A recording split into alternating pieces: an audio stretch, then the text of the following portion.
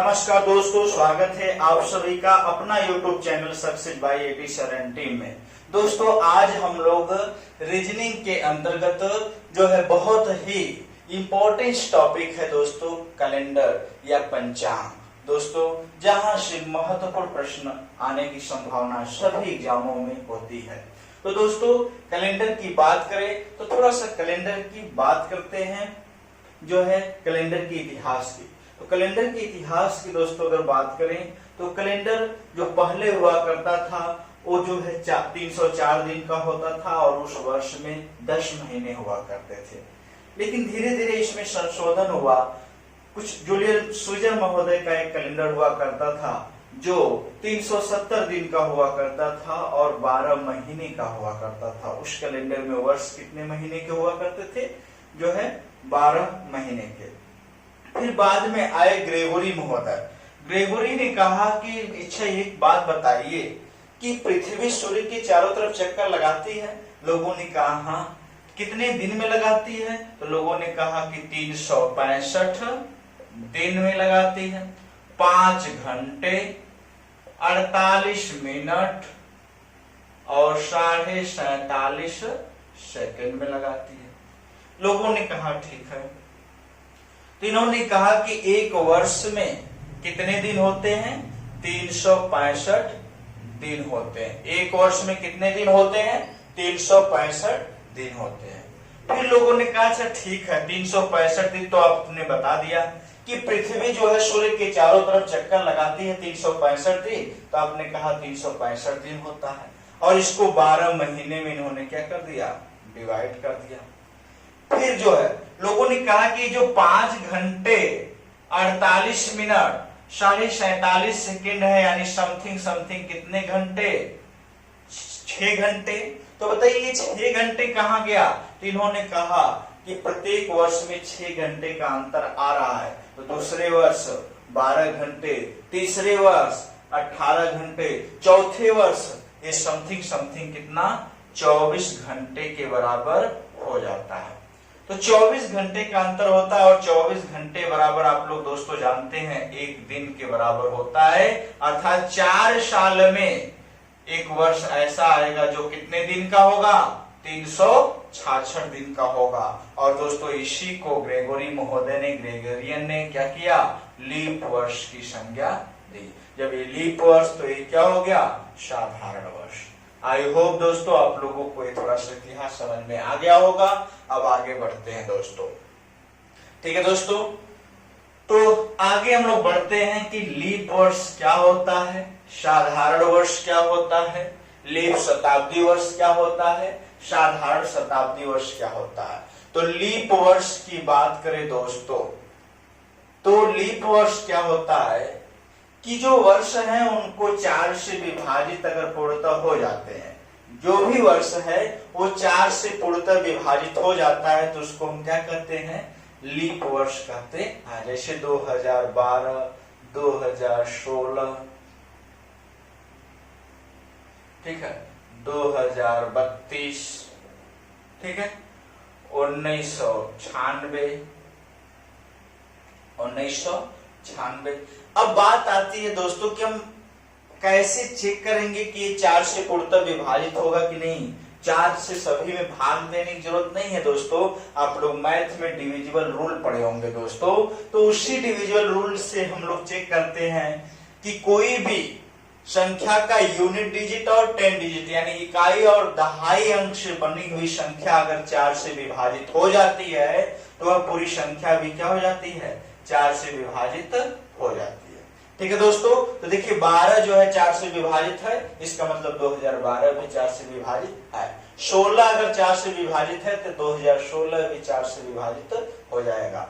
ठीक है। इसी तरह से 32 अगर 4 से विभाजित है तो 2032 भी 4 से विभाजित हो जाएगा। 1996 अगर 4 से विभाजित है 96 तो 1996 भी 4 से विभाजित हो जाएगा।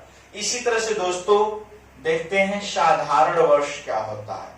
तो साधारण वर्ष की बात करते हैं तो वे वर्ष जो 4 से पूर्णतः विभाजित नहीं होते हैं क्या कहलाते हैं? साधारण वर्ष कहलाते हैं। जैसे 1947, ठीक है, 35, ठीक है। 2017, 2013। तो दोस्तों इसमें भी देखिए वही नियम है, 4 से विभाजित करिए। हो रहा है, नहीं हो रहा है, तो इसका मतलब 1947 भी नहीं होगा। 35 हो रहा है, नहीं हो रहा है, तो इसका मतलब 1935 भी नहीं होगा। 17 हो रहा है, नहीं हो रहा है। 13 हो रहा है, नहीं। इसका मतलब वे वर्ष जो 4 से पूर्णतः विभाजित नहीं होते क्या कहलाते हैं? साधारण वर्ष कहलाते हैं।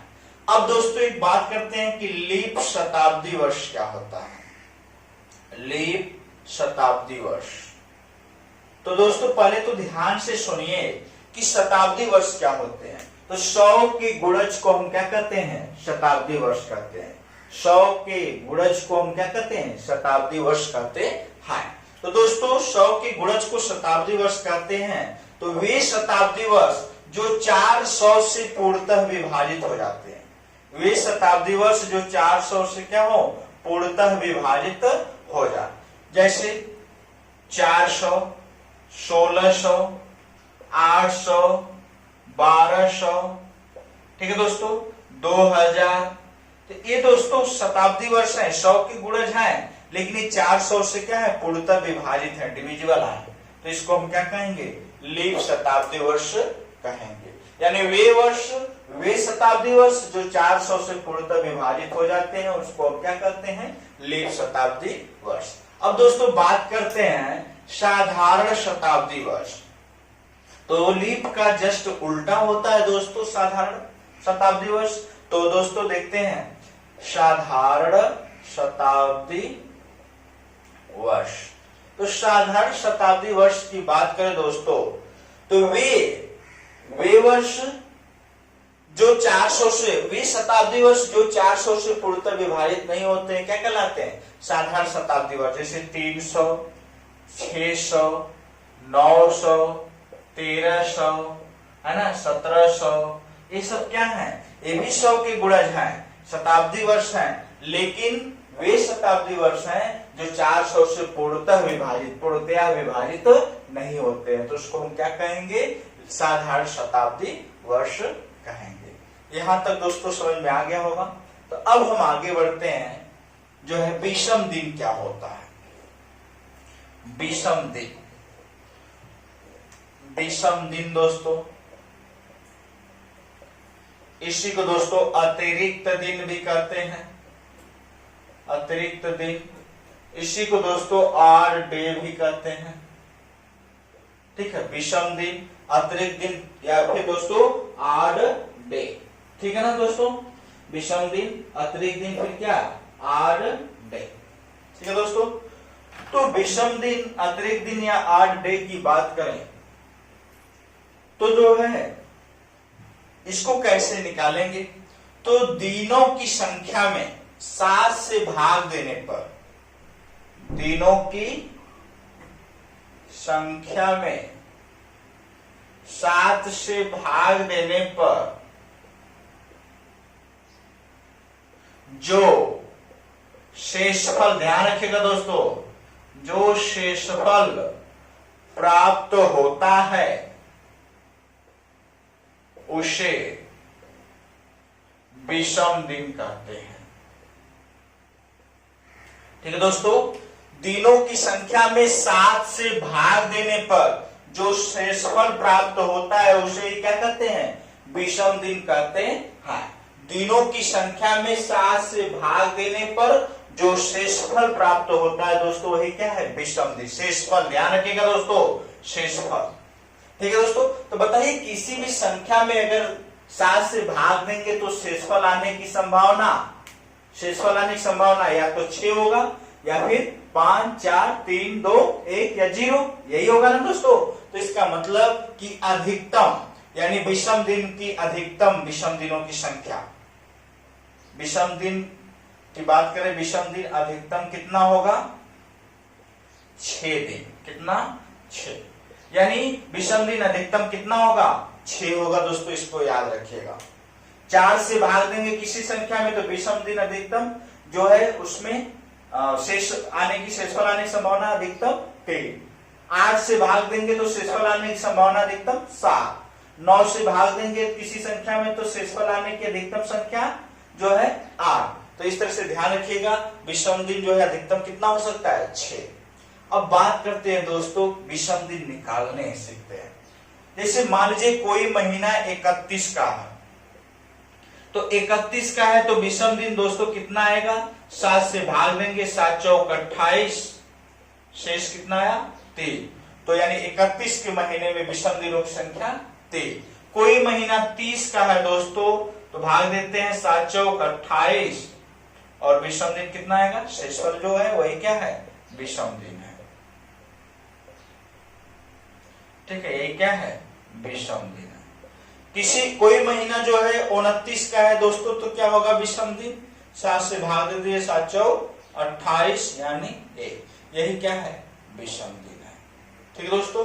कोई महीना 28 का है तो विषम दिन दोस्तों 0, तो विषम दिन 0। मान लीजिए सपोज दैट एक वर्ष में 365 दिन होते हैं। कितने दिन दोस्तों? 365। 7 से भाग दीजिए, 7 पचे 35, 1 ब्रिंग डाउन 5, 7 दूना के 14 यानी कितना? 1। यानी एक साधारण वर्ष में विषम दिन कितना होता है दोस्तों? 1 होता है। एक साधारण वर्ष में विषम दिन कितना होता है? 1 होता है। इसी तरह से दोस्तों एक लीप वर्ष में भी निकाल लेते हैं। 7 से भाग दीजिए, 7 पचे 35, 1 और 6। ठीक है दोस्तों। तो 7 दूना के 14 यानी 2। एक लीप वर्ष में विषम दिनों की संख्या दोस्तों 2 होती है। विषम दिनों की संख्या कितनी होगी? 2। तो एक साधारण वर्ष में विषम दिनों की संख्या 1 और एक लीप वर्ष में विषम दिनों की संख्या 2। और कोई महीना 31 का है तो विषम दिन 3, कोई महीना 30 का है तो विषम दिन 2, कोई महीना 29 का है तो विषम दिन 1, कोई महीना 28 का है तो विषम दिन 0। यहां तक दोस्तों क्लियर हो गया होगा। ठीक है, तब हम आगे आते हैं। मिटा दे दोस्तों इसको। तो दोस्तों अगर विषम दिन आ गया तो हमें अगर फिक्स दिन निकालना होगा विषम दिन के आधार पे, तो ध्यान से देखिएगा, इसको याद कर लीजिएगा। कोई अगर विषम दिन 0 आता है तो रविवार होगा। विषम दिन अगर 1 आता है तो सोमवार होगा। विषम दिन 2 आता है तो मंगलवार होगा। विषम दिन 3 आता है तो बुधवार होगा। विषम दिन 4 आता है तो बृहस्पतिवार होगा। और विषम दिन 5 आता है तो दोस्तों शुक्रवार होगा। और विषम दिन 6 आता है तो शनिवार होगा। इसको दोस्तों याद रखिएगा।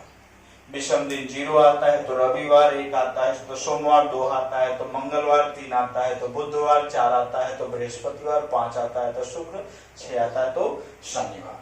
ठीक है दोस्तों, यहां तक अगर आप लोग समझ गए होंगे दोस्तों, तो अब हम देखते हैं जो है साधारण वर्ष और लीप वर्ष निकालना। साधारण वर्ष और लीप वर्ष निकालना। ठीक है दोस्तों। तो विषम दिन समझ गए, दिनों में दिए गए दिनों में 7 से भाग देने पर जो शेषफल आता है उसी को क्या कहते हैं? विषम।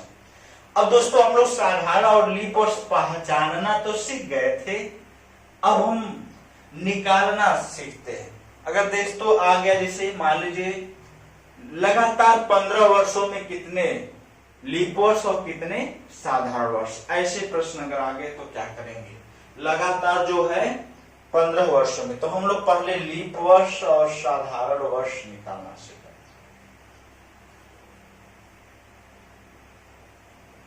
ठीक है, निकालना सीखते हैं। तो दोस्तों वर्ष 2 ही होते हैं, या तो साधारण या तो लीप। यदि हम दिए गए वर्षों से लीप वर्ष निकाल लेंगे तो साधारण वर्ष अपने आप निकल जाएगा।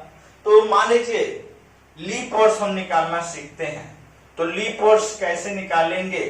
दिए गए वर्षों में, ध्यान रखिएगा दिनों में नहीं, वर्षों में, दिए गए वर्षों में 4 से भाग देने पर, 4 से भाग देने पर जो भागफल आता है,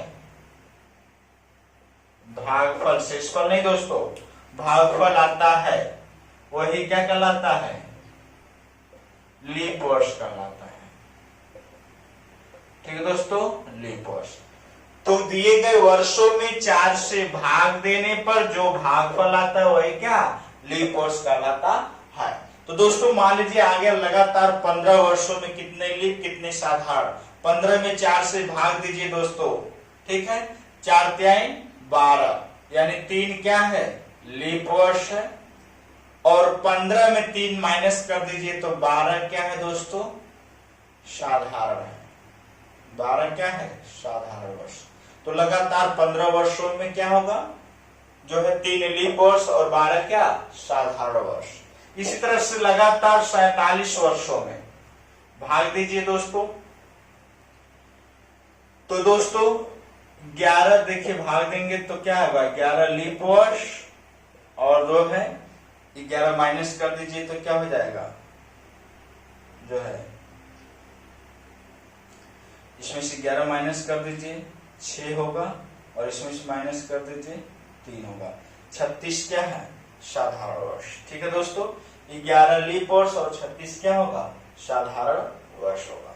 ठीक है, इसी तरह से लगातार जो है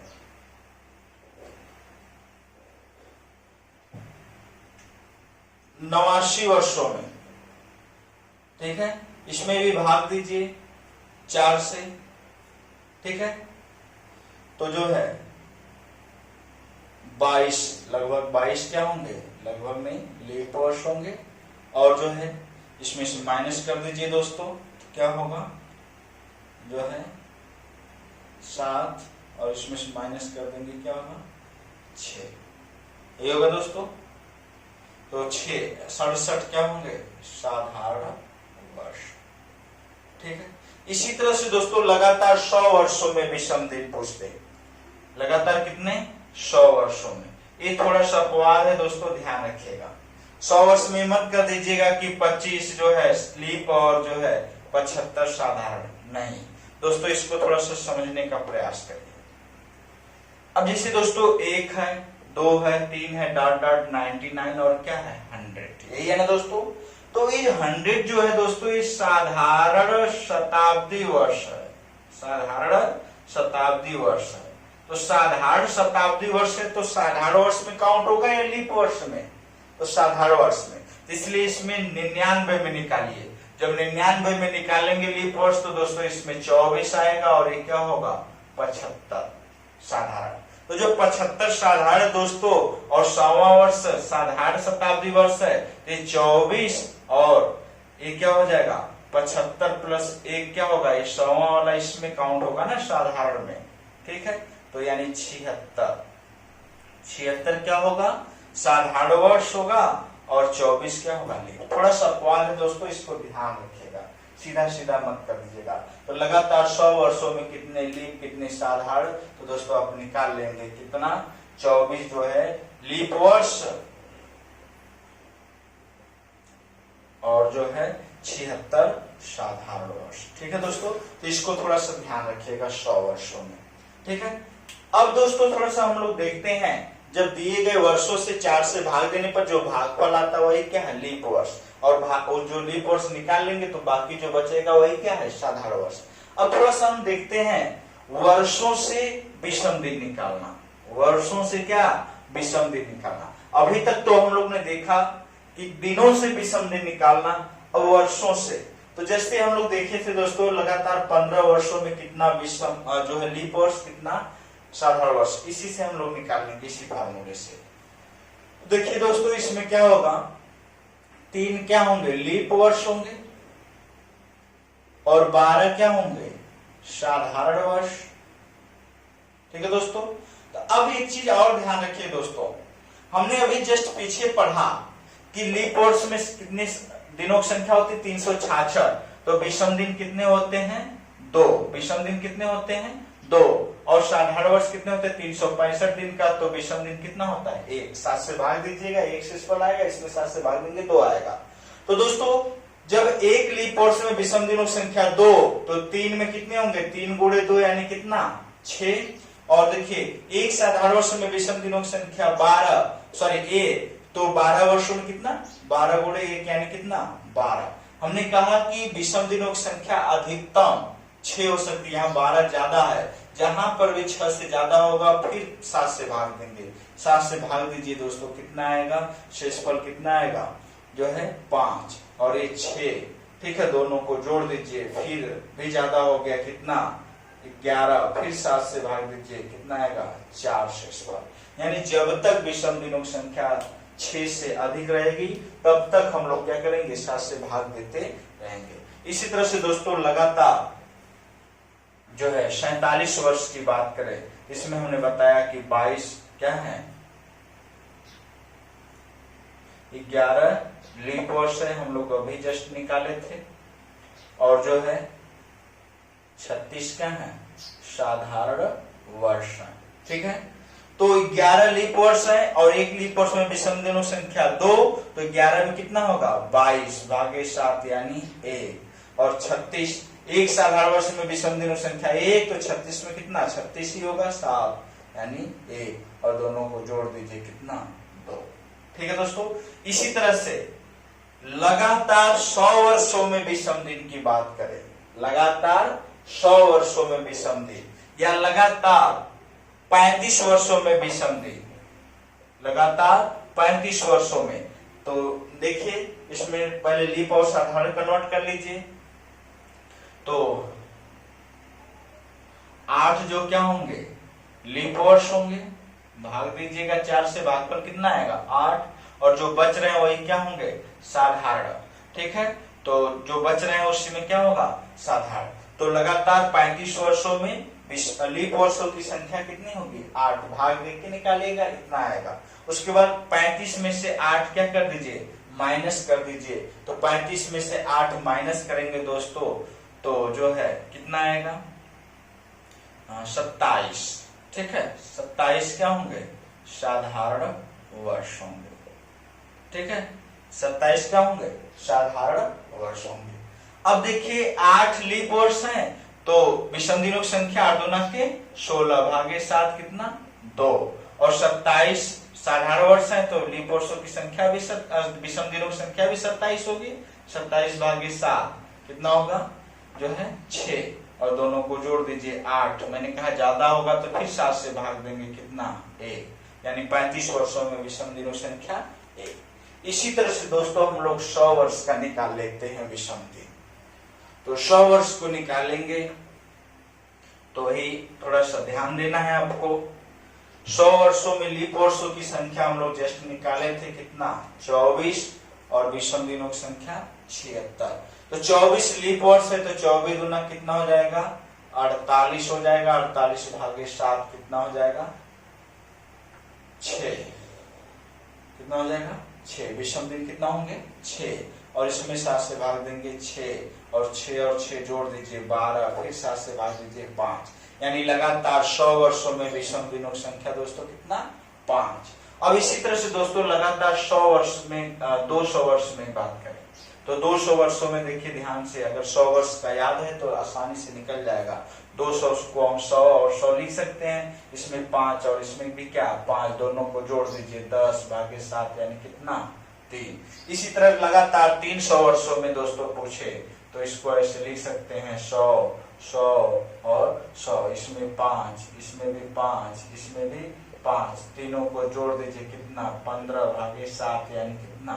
1। यानी लगातार 300 वर्षों में विषम दिनों की संख्या 1। 200 वर्षों में 3, 100 वर्षों में 5। तो 100 वर्ष का याद करिएगा, आसानी से आगे का निकलता चला जाएगा। बाकी छोटा होगा तो आसानी से निकाल लेंगे। अब दोस्तों हम लोग बात करते हैं लगातार 400 वर्षों में विषम दिनों की संख्या निकालना। दोस्तों अगर स्पीड ज्यादा होती है तो वीडियो को पॉज करके जो है आसानी से आप नोट्स बना सकते हैं या फिर से देख सकते हैं। ठीक है दोस्तों, जहां पे आपको लगे कि स्पीड ज्यादा है वहां पे वीडियो को पॉज करके देखने का प्रयास करिए। ठीक है दोस्तों, और इस वीडियो से अगर आपको फायदा लग रहा है तो आप जो है इसको लाइक, शेयर, सब्सक्राइब जरूर करें। चैनल को सब्सक्राइब करने का प्रयास करिए और अधिक से अधिक दोस्तों में शेयर भी करिए, जिससे आपके वजह से किसी और का भी फायदा हो सकता है। दोस्तों लगातार 400 वर्षों में विषम दिन की बात करें तो 400 वर्षों में ध्यान रखिए दोस्तों, 100, ये भी 100 और ये भी 100 और ये भी क्या? 100। इसमें देखिए 100 हो गया और ये क्या हो गया 200वां हो गया और ये 300वां और ये क्या है 400।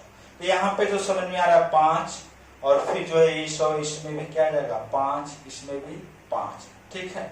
लेकिन ये जो है दोस्तों 400वां वर्ष है, शताब्दी वर्ष है, वो भी लीप शताब्दी, तो साधारण इसमें कोई फर्क पड़ेगा 100 में 5। लेकिन ये 400वां वर्ष जो है लीप शताब्दी वर्ष है, जिसमें एक दिन और बढ़ जाएगा, यानी कितना 6 जोड़िएगा 5 + 5 + 5 + 6 कितना हो जाएगा 15 6 21 भागे 7 यानी 0। यानी 400 में दोस्तों विषम दिनों की संख्या कितना हो जाएगी 0 होगा। ठीक है दोस्तों, तो ध्यान रखिएगा। 300 तो सही है 300। उसके बाद जो इधर क्या आ रहा है जो है लगातार जो है 100 वर्ष, इसमें भी 5, 200वां वर्ष भी 5, 300वां भी 5, लेकिन ये 400 जो है लीप शताब्दी वर्ष है। जब लीप शताब्दी वर्ष है तो विषम दिन संख्या एक बढ़ जाती है, 5 न होकर क्या हो जाएगी 6। तो इसमें हम क्या करेंगे एक और बढ़ जाएगा, यानी 6 जोड़ेंगे 21 भागे 7 यानी 0। तो लगातार 400 वर्षों में विषम दिनों संख्या 0। अब देखिए जितने भी 400 का गुणज होगा दोस्तों विषम दिनों संख्या 0 आएगी। 400 में विषम दिनों संख्या 0, 800 में 0, 1200 में 0, ठीक है, 1600 में 0, 2000 में 0, ठीक है। जितने भी 400 के गुणज होंगे दोस्तों विषम दिनों संख्या क्या आएगी 0। 400 के गुणज होंगे विषम दिनों संख्या दोस्तों क्या आएगी 0। अब बात करते हैं दोस्तों कि जब 400 में विषम दिनों संख्या 0, ठीक है, तो लगातार 500 वर्षों में विषम दिनों संख्या, तो देखिए कितना आसान हो गया। 400 लिख सकते हैं इसको और 100 लिख सकते हैं। तो 400 में क्या होगा 0 और 100 में कितना होगा 5, यानी लगातार 500 वर्षों में विषम दिनों संख्या 5। इसी तरह से लगातार 600 वर्षों में इसको लिख सकते हैं दोस्तों 400 और क्या 200। 400 में विषम दिनों संख्या 0 और 200 में दोस्तों 5 5 10 यानी 3 होगा। क्या लिख सकते हैं लगातार 700 वर्षों में विषम दिनों संख्या 400 और प्लस क्या 300। 400 में विषम दिनों संख्या 0, 300 में दोस्तों 1 हम लोग पीछे निकाल कर आए हैं। तो इस तरह से जो है दोस्तों कर सकते हैं। लगातार 900 वर्षों में विषम दिनों की संख्या, 900 को हम लोग जो है 800 प्लस क्या 100 लिख सकते हैं। 800 4 का गुणज है यानी विषम संख्या क्या हो जाएगा 0 और इसमें क्या होगा 5। लगातार 1000 विषम दिनों की संख्या, 1000 वर्षों में विषम दिनों की संख्या, देखिए 800 प्लस क्या 200, तो 800 में विषम दिनों की संख्या 0, 200 में कितना 3 कर सकते हैं। इसी तरह लगातार 1200 में 0, 1300 में 5, 1400 में 3, 1500 में 1 कर सकते हैं, आराम से जो है निकाल सकते हैं। हाँ, तो आज दोस्तों हम लोग विषम दिन निकालना सीखे हैं। अब जो है कल हम लोग जो है देखेंगे नेक्स्ट वीडियो में। आज के लिए बस इतना करते हैं। नेक्स्ट वीडियो में हम लोग देखेंगे कि जो है फिक्स डेट, कोई डेट ऑफ बर्थ है दोस्तों उसमें कौन सा दिन होगा। इस तरह से आगे की भी क्लासेज हम लोग करेंगे दोस्तों। तो कंटिन्यू जो है आप लोग देखने का प्रयास करिए और वीडियो अच्छा लगे दोस्तों तो इसको शेयर करने का भी प्रयास करिए दोस्तों। अधिक से अधिक दोस्तों में शेयर करिए, लाइक करिए, सब्सक्राइब करिए दोस्तों।